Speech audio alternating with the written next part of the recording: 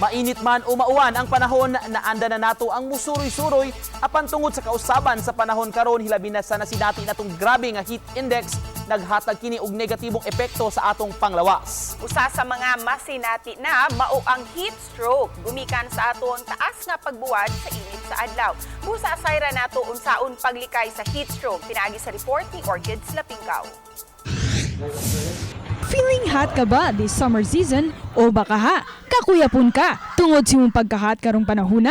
Kana tungod kay ikaw nagpabuwad sa init. Gipasabot ni Dr. Ligaya Ragantes, ang Emergency Operations Center Deputy Chief sa Mandawi City, nga kung ikaw mubuwad sa init sud sa 15 minutos o pataas, posibleng makasinati gyud ka og heat stroke. Ang heat stroke mahitabo tungod sa sobrang kainit nga nasinati sa lawas gumikan sa kainit sa panahon. Musa ka ang imong temperatura og mahutdan pagyud og liquid ang lawas. Apan malikayan ang heat stroke kung ikaw magpasilong sa landong, magpabugnaw ug moinom og daghang tubig.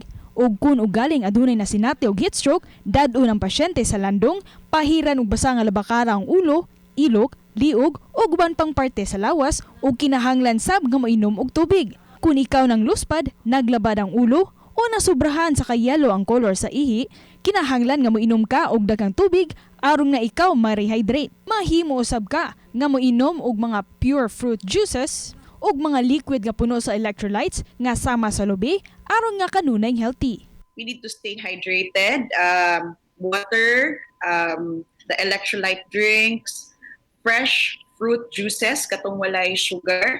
We take it in nga kana bitawng ginagmay lang siya in sips para mas maayo ang iyahang absorption sa ato ang lawas. And then we need to stay moisturized. Ang buto-sabot ana, have your skin be protected at all times through moisturizer or lightweight na kanang mga lotions and even sunblock, no? Kaya para dili inana kadali mo dissipate ang heat or mo kanang mo evaporate ang ato ang kanang moisture sa lawas. So sa abiso sa Department of Health in panahona, mas maayo kunong likayan nga mogawa sa balay sa udtong tutok. Kung may mga lakaw, himuon kini sa buntag o hapon. Importante ang pabilin nga hydrated, maong magdala gayud og tubig kanunay. Mas maayo sab kunong magsulub og komportableng sanina aron dili mainitan.